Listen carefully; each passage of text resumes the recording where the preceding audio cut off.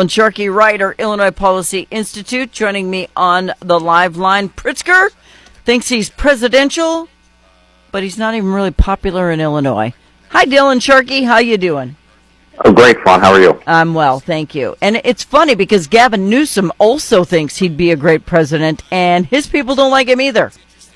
Yeah, that's right. There's a few governors around the country, trying to elevate their national brand. And here in Illinois, Governor Jay Pritzker is underwater for the first time in the multiple years we've done polling on him. He's hovered at a little bit above 50, but this is the first time we've ever found a majority of those polled have an unfavorable view of him, just over 50%, and 47% favorable. The rest are no opinion. How often do you check? We usually go for quarterly updates on him, and it's hovered. It hasn't changed much, has fluctuated, but this is the first time he has dipped into the majority red. Why do you think that is? Is it because he let all those freaks from Texas come in and play on the taxpayer dime in the hotels? Who knows? There's a number of reasons why in the last few years why we could have seen this change. We've also been doing research on how often he's going out of state. From May to May this year to last, he's averaging one trip a month outside the state. He's been on Jimmy Kimmel. This month he was on Stephen Colbert. And some of it makes sense. Like he was subpoenaed for Congress, so of course he should go to that to testify. But he's been on The View, he's been on Jimmy Kimmel, he's doing the late night circuit. Personally, I think it's because when he was vetted as a potential VP candidate for former Vice President Harris last year, he was really low on the list of national recognition. Even for a big state like Illinois governor, he was nowhere near recognition of Gretchen Whitmer, Gavin Newsom. And so I think this is his play to get more people to see his name on the national stage. Obviously. I mean, there's no other reason for it. He wants to get out there and pimp himself all over the place so that he can try to show his gravitas and show people that he's the guy for the job. And he was foul about it in many of his appearances. And to me, he and Jasmine Crockett should probably get together. But I just really feel like he's trying to make himself as big and bad as possible, and I think that's why he's losing ground, because he's going about it the wrong way. Now, Trump might have a way about him. He's been that way since we've ever even heard of Donald Trump. But it seems like Pritzker's trying to recreate himself in a certain way, to appear more, I don't know, bigger and badder than right. Because to a lot of people, I know he's bigger, but just to a lot of people, this is his first impression.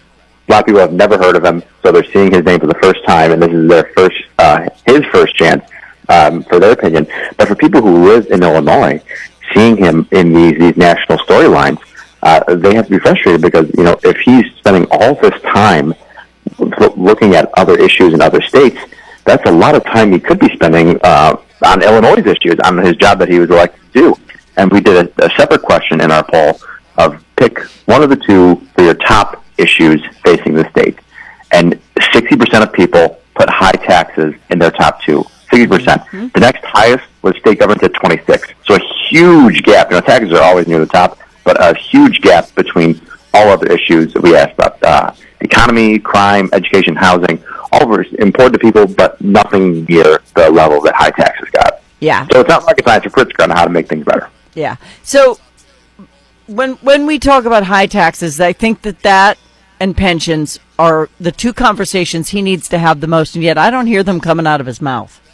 No. In fact, he did the exact opposite by signing this pension sweetener bill in Chicago that adds $11 billion in unfunded pension liabilities, which just puts young first responders who are starting their careers right now at risk of not having a retirement.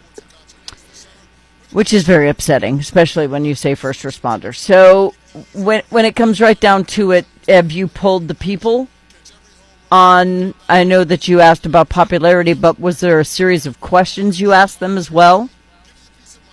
We asked them about high taxes. There's also either breakdown of somewhat favorable, somewhat unfavorable. Again, we have the majority of unfavorable for Pritzker. The majority were in the red. And the top issues, the economy, taxes, crime, all those things. Does he know this? That's good to know. I would think, it's been picked up by some newsletters. I would hope he has seen it. Maybe it's fluctuated his thinking a little bit, but who knows with how focused he is on other states' issues. I'm pretty sure he's just, forget about it. I can already hear him say it. Now this man does have higher aspirations, and I feel like when you're governing or you're a senator or whatever, and you have aspirations, people feel like you're a little derelict in your duties. Could that be part of it too? Absolutely. If he was a national politician, a senator, president, going on TV makes sense because you should be involved in national issues. But when you're a governor, you're the head of the state, but you are still supposed to be focused on the state first and foremost. And when you see him on TV, it seems to be on anything but Illinois' issues. Well, that's because it's not on Illinois' issues. I mean, he's on there for his own propulsion. He wants to push himself in. Here we go. He wants to push himself into. I was trying to find something that I was going to talk to you about, and I couldn't find it. When you look at his numbers and his popularity, again, you said this is the first time he's gone under, and so the people are speaking. They're telling him, we don't like what you're doing. Do you think he's going to change anything or make it better or make it right? Well, the key for him is competition on the other side of the ticket in his next election. He may be hovering at 50% favorables, but in his last election, he won with nearly 55% of the vote. And so that tells you there's a 5% of voters who would pick somebody else who are voting for him but are not necessarily happy with him, who would pick another candidate if they found one they like. I just don't see him changing in any way, shape, or form. Now, everybody knows the Democrats are in charge of Illinois. It's not a secret. There are a lot of Republicans who run in Republican areas who say they come to Springfield and it's impossible to get anybody to even listen to them because there's so much Democrat power. Now, there are Democrats running against those Republicans in certain areas saying, well, this person can't do what you want done because he can't get anybody to listen to him, so vote for me. They're like, but you're a Democrat. You don't stand for what I stand for. So I know it's a little off topic, but what can the Republicans do? The message is out. It's clear where everybody stands. Do you see a shift coming maybe a little bit? The only way I think there is a chance of competition, and it's kind of a chicken or the egg, is by fixing our maps. More than 40% of people in the last election voted for President Trump in Illinois, but of the 17 congressional districts, only 3 of them are Republicans. So it tells you that there's a huge imbalance between how people in the state feel and how they're represented in the state house and in Congress. So we can only pray for Illinois that it gets its head on straight, because right now you're a sinking ship. And I hate to say that because I have friends in Illinois who have farms and businesses who truly love where they live. They love the people around them, but they have no voice. They have no way to fight back. All of this, they feel like they're being crushed and oppressed even because no one can get a word in edgewise to get the Illinois government to listen to them. Now that Pritzker's numbers are falling a little bit, maybe there's a crack in the clay here where these people can start running for office in their area and get more people in Springfield who are going to shout down and shout him louder or shout louder so that they can make some changes and get Illinois back on its feet, because y'all are dying a slow, miserable death. Your trees don't even want to live, Dylan. That's fair. And to your point, if Pritzker looking at things where they work hovering just barely above 50% unfavorable, who knows how that would impact him. If even just a few races caught people by surprise, that would be enough to have people come to the table and say maybe some concessions, at least a step in the right direction would be a start. Yeah, well, I literally include you guys in prayers occasionally because I just feel so bad for what's happening. I had a woman in southern Illinois who said, if you will just pay off my back taxes, I will give you the land that I own. And I'm like, the back taxes are higher than what the land is worth. Yep. So I'm sorry, but there's just no stinking way I would get myself into that kind of a trap. But they feel trapped, and it's not going to get any better until you get somebody in there who knows how to run an economy. Yeah, exactly. It starts at the top, no doubt. Yeah, and then it trickles down, and people suffocate, and people leave your state. Outward migration still at a ridiculous rate, one of the highest in the nation, and yet everybody wants to make it sound like it's rainbow and unicorns in Springfield.